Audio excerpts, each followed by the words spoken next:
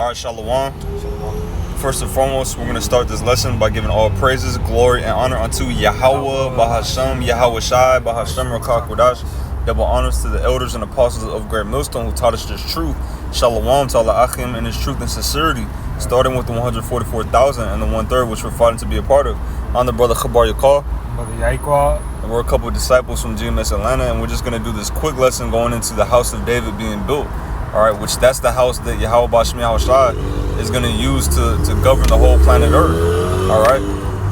You know, the elect, the governing body. And with Yahweh Shai being at the top of it. So I'm going to go ahead and start with Amos 9 and 11. Alright, and we're going to try to do this real quick. This is Amos chapter 9 and 11. It says, "In that day will I raise up that tabernacle of David that is fallen." Alright, that day is speaking about now. Alright, you know, that prophecy is being fulfilled before your very eyes with the Israelite camps, you know, and primarily, you know, GMS being raised up.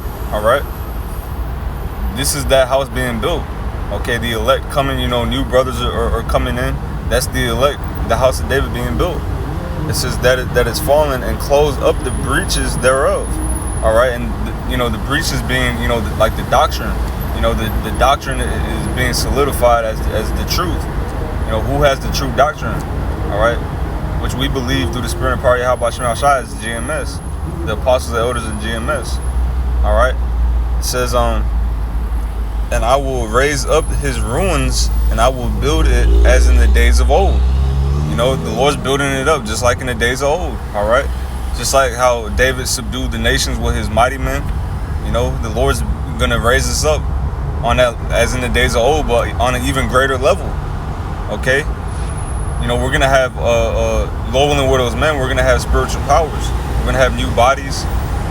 All right, but it starts right now, and it says that they may possess the remnant of Edom and all the heathen which are called by my name, saith the Lord, that doeth this.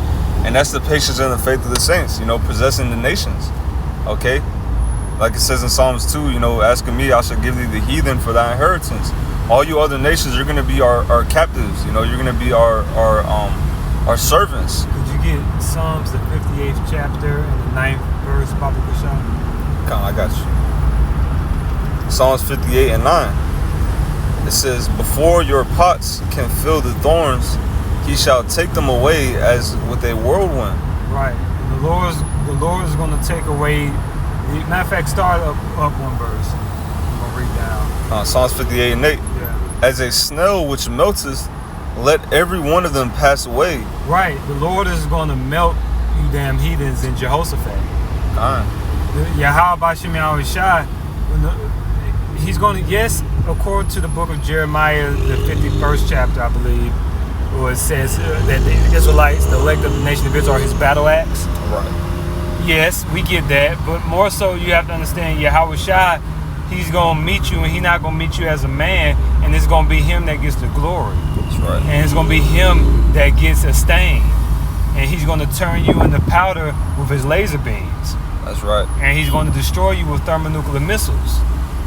Go ahead. It says, "Like an untimely birth of a woman, that they may not see the sun. Before your pots can fill the thorns, he shall take them away as with a whirlwind." Right, before they achieve their enterprise, the Lord is going to take away the enemy with the thermonuclear missiles. Right. All right? Before they could put a C-hip in everyone. Right, correct. Go ahead. It says, both living and in his wrath. Right. "The righteous shall rejoice when he seeth the vengeance." He said, "The righteous shall rejoice when he seeth the vengeance." And that vengeance and honor have all his saints, which is the tabernacle of David. All right? Go ahead. All right, hey, that's the gospel. Yeah. You know, we see all this injustice and all this wickedness going on the planet Earth. When we see the Lord get revenge on these devils for all the evil they're doing, man, we're going to rejoice. Call Allah Yahweh Shai. The elect is going to rejoice, man. And we're going to call on those names. Yahweh Bashim Shai. All praises to Yahweh Bashim Shai. Call Allah Yahweh Bashim Shai. We're going to rejoice when we see that these devils get paid back for all the evil they're doing. Yeah. All this concrete, all the chemtrails and plastic, you know, this demonic way of life. Yeah. You know, the alphabet Skittle community. You know, we're gonna rejoice when we see the judgment, man. Yeah. You know, women being over man. You know, the woman and man is equal. The woman could do what a man could do. We're gonna rejoice when we see these people get humbled. All this child sex trafficking and all Yes. this fucking madness and poisoning the fucking water and being a complete demon and lying to everybody about people's genealogies and nationality and history and the creation of the earth. All right, saying that there's no God, speaking blaspheme against the God of Abraham, Isaac, and Jacob. Right. Certainly, there's a price to pay. Absolutely. Go ahead. It says, he shall wash his feet in the blood of the wicked. So the elect are going to wash their feet in the blood of the wicked. And that blood is going to be 777. That's going to be due to Yahweh Shem Yahushua. That's right. And that's not literal. That just means we're gonna bask in their destruction because they're wicked. They're rebellious. Going to die. They're going to die. Yeah. The enemy, if you in a battle, say for instance, you take a stronghold, or you take a citadel, or you take a palace, and there's a big battle in the palace, and you slaughter the enemy. There's gonna be blood all on the palace floor. Right. Blood is gonna be leaking all on the fucking floor. Everywhere, the floor is gonna be covered with blood. And so, not saying that we're going. Well, you get it. You know what I'm saying? Yeah. You get it, and they'll get it, and they do in due season. It's a parable. You know, it's a parable. You know, it's a parable, but ultimately the Lord is going to give his man power. And I'll leave it at that. Verse 11, so that a man may say, verily, there is a reward for the righteous. Right. Verily, he has a power that judges in the earth. So there's a reward for what we're doing. We're going to see our enemies fall. 666. Yep. Hey, Dwadi, how about Shah for giving us victory over that number and that mark and that beast? Yep. You know, and that image. You know, that's part of the reward. Seeing our enemies fail miserably and laughing at them. You know, seeing all those who thought they were going to destroy us, seeing them get destroyed. You know, and then ultimately, you know, the reward, that crown of life and immortality. There is a reward for the righteous. All right, 1 Peter 2:5. I'm going to get this real quick. 1 Peter 2:5, it says, ye also as lively stones are built up a spiritual house and holy priesthood to offer up spiritual sacrifices acceptable by Yahweh, acceptable to Yahweh by Yahushua. You know, so we're all spiritual stones. You know, like the high priest breastplate. Right. Lively Yeah. stones. That's what talk about giving up sacrifices. That's the priesthood of Melchizedek. Kind. Go ahead. Yeah, and then the scripture speaks about, you know, the kingdom is going to be built up with those precious stones. Yeah. Spiritually, that's the elect. You know, it's now literally it is going to be built up with actual stones, but these lively stones, that's talking about us, Lord willing, we're of the elect. Each stone represents the tribe of the nation of Israel. Right. And when it was on the breastplate, and likewise when each stone for the walls of the kingdom of heaven, each stone is for a specific tribe. Right. And it represents the elect of the nation of Israel. That's right.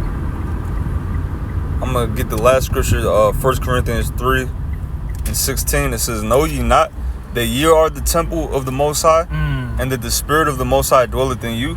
Just getting that to show you that the temple is not physical. You know, it's a spiritual temple, and it's being built right now. It's the house of David. Right. All right, which is the new government of the world to come. You know, it's not going to be Russia. All right, it's not going to be Moab. You know, it's not going to be the so-called Chinese. All right, which they're the Moabites. It's going to be the elect of the nation of Israel.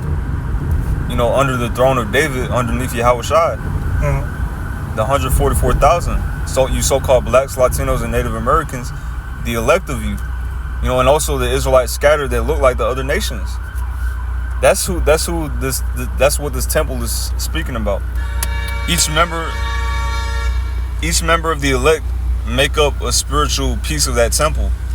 All right, a spiritual brick. New Jerusalem. New Jerusalem. It says, if any man defile the temple of the Most High, him shall the Most High destroy. For the temple of the Most High is holy, which means separate, which temple ye are. That's why, to the best of our ability, we take care of ourselves. We don't, smoke cigarettes. We don't, do any type of wickedness with our body. Tattoos.